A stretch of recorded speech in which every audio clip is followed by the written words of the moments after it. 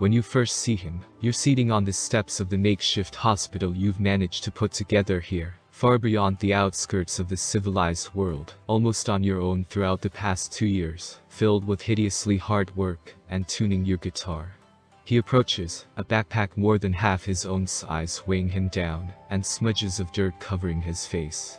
He knows who you are and greets you mentioning your name, and when you think about it, you remember how a white volunteer from a local family of past colonial officials was supposed to come help at the hospital. You've stopped to expect him though when he hasn't appeared for a year after the initial announcement. You show him around the place and when asked he mutters something about having studied this and that in various universities all around the world, but it seems he's a general dropout who just can't seem to be able to find his place, and never finishes what he started. That doesn't sound too thrilling, and you already imagine him leaving in a few weeks, discouraged by the hard work and bad conditions, which is all one can expect coming to such a place when you get right down to it.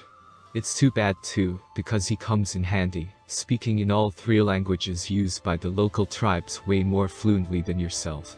Still, the people prefer to talk to you directly, drawn in by your beautiful smile, and repelled by that something about him that screams he's been hurt badly, and now won't let anyone close. And yet he stays for months and you gradually blend together, becoming an efficient team. You realize how he's your assistant of choice and how you're taking him along everywhere you go. On a personal level he's still distant though. You manage to pick up that there's something not quite right in his past, but refrain from asking, unsure of how bad exactly it could be. He asks you why too. Why this work instead of a regular job in the civilized world? You try to explain to him how you've always wanted to help people, and that was the sole reason for you to study medicine despite your artistic talents and interests. Those people around here needed your help the most so you came, it was as simple as that.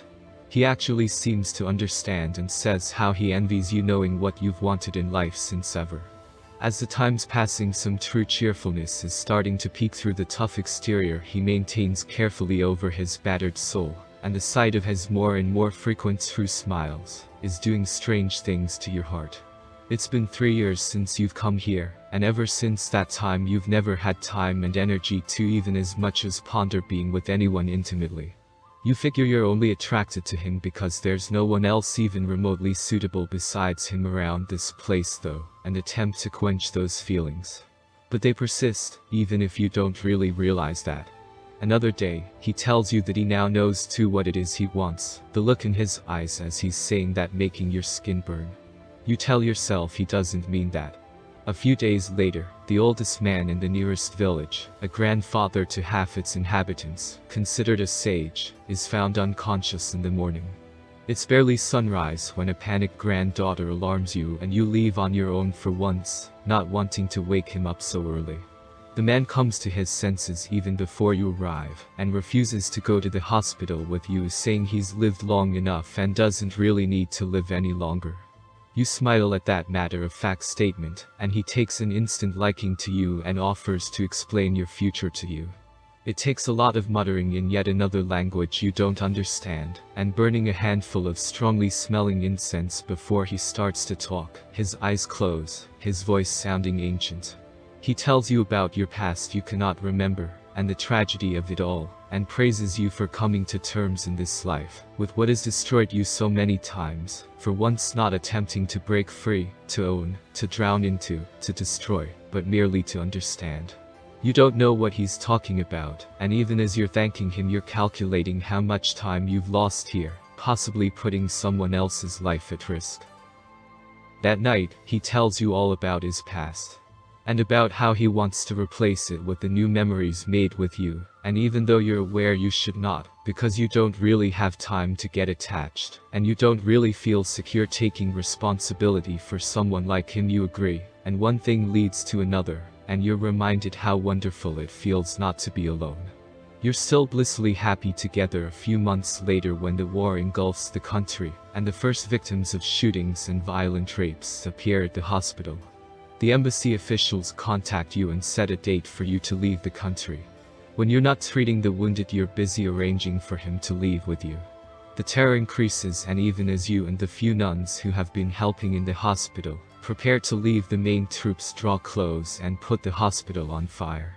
You're attempting to save as much and as many as you can, ignoring his shouts of how it doesn't make sense, with the enraged soldiers destroying everything and killing off everyone they find anyway. You go into the burning building one last time, 2 more patients waiting inside. They're dead by the time you reach them, and your world is crumbling along with this building you've worked so hard to construct. You only want to get out to reach him, but when you turn around, the fire is all around, blocking all roads of escape. He's right in front of you, whispering how he's told the nuns and the few saved patients to take the only car you've had and run. You two never make it outside. In a way, it's fine.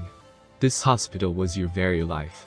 You wouldn't have been able to live anymore with it destroyed right in front of your eyes. You wouldn't have been able to be what people needed you to be. You wouldn't have been strong enough anymore to keep him together. So maybe it was fine to leave one more time.